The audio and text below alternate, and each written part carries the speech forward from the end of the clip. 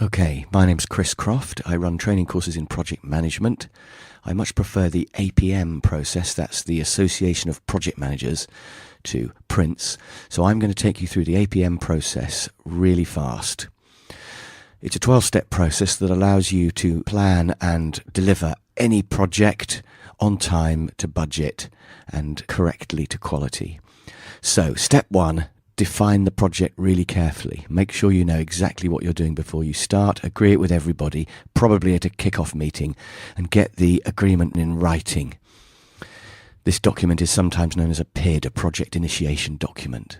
And in that document, you will need to define what you're going to deliver. That's the quality. When you're going to deliver it, that's the time, and the cost that the project's going to be. Cost, quality, and time. Whatever you do, don't agree to a project you can't deliver, and don't even say maybe you can deliver it, because that will sound like a yes, and they will think they're going to get it when they probably won't, and it will end up badly for you and them. So define everything at the beginning. Final thought about step 1, define the key driver. Which of the 3 circles is the most important? Okay, then step 2, the planning begins. List the tasks. Make sure you don't miss any tasks, because that will really mess up the cost, quality, and time. So think carefully about listing the tasks, probably in 3 different ways. Have a big brainstorm meeting with your team and get a random list. Then get that list structured down into a work breakdown structure, which is a tree diagram of tasks. And then maybe ask an expert if you've missed anything, or have a look at history, see what happened last time. Once you've got a list of tasks, you can go to step 3, which is to estimate the tasks. Think about how long they're going to take and what they're going to cost. And don't promise the average, because if you promise the average, there's a 50% chance that you're going to fail. Ideally, a good safety margin would not be just adding 10%. You'd add a bit more than that. You'd go halfway between the average and the worst case. So if you expect something to take 4 weeks, but it might take 6 weeks, then put 5 weeks as your estimate. Once you've got all the tasks listed and estimated, you can go to step 4, which is to produce a network diagram or critical path diagram.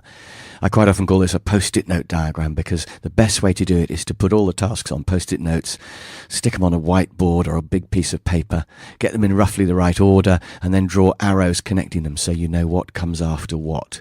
This allows you to find the longest path, or the critical path. But also, more importantly, it's the heart of all your planning, because this is when you decide how you're going to actually do the project.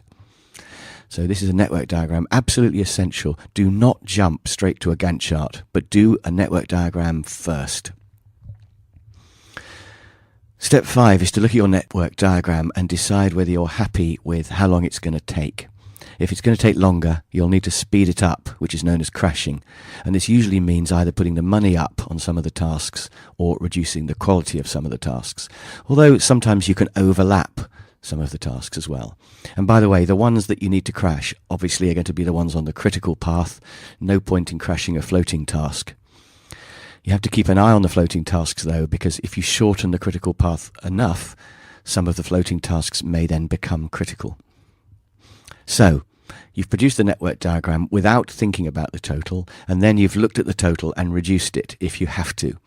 You can now move on to step 6, which is to make it into a Gantt chart. The Gantt chart is the output that you really want, but it's very important to go through the network diagram stage first, because otherwise the Gantt chart is very difficult to draw. When you draw the Gantt chart, you put in the critical path first, just coming down in steps. You have a time scale across the top so that the longer tasks are just shown as longer bars.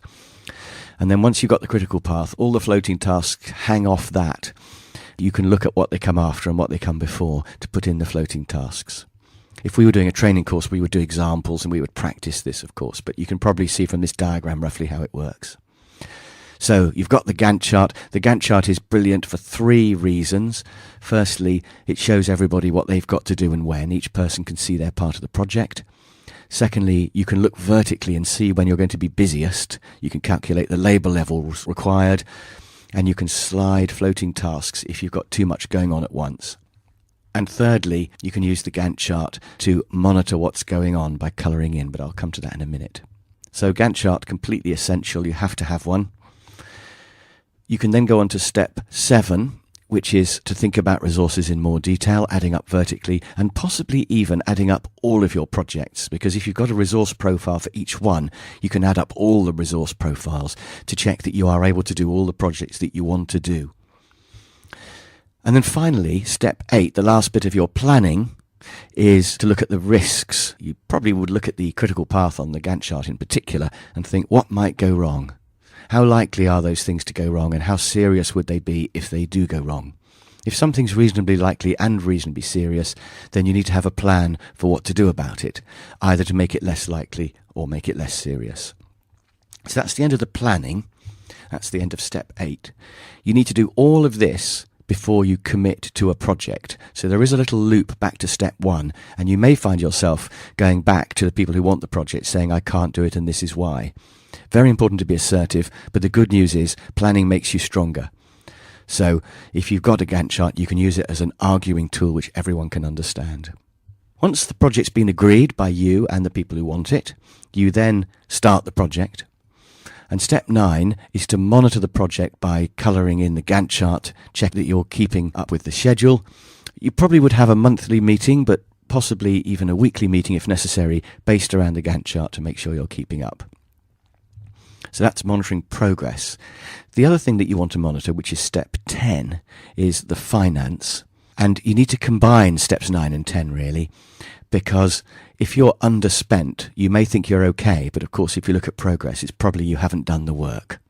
By the way, if you're overspent, you probably are overspent. So comparing the progress and the money is very important, and those are steps 9 and 10. Step 11 is to reschedule. This is where you have to ask for more money and ask for more time. Step 11 is usually quite unpleasant. The main hope you've got of surviving step 11 is to put in some contingency when you do your estimating, way back at step 3. And then finally, when you finish the project, step 12 is to do a review and to say, what have we learnt? Usually 3 questions, good, bad and better. So what was good that we must repeat next time? It might have just been luck, but at least we can make sure we repeat it next time. What was bad that we're going to avoid next time and that everybody else needs to know about so they can avoid it too? And what could we have done better? So there we are. That's the 12-step process done very, very quickly. I hope that's been useful. If you need to know more, have a look at my website or come on one of my courses. Thank you.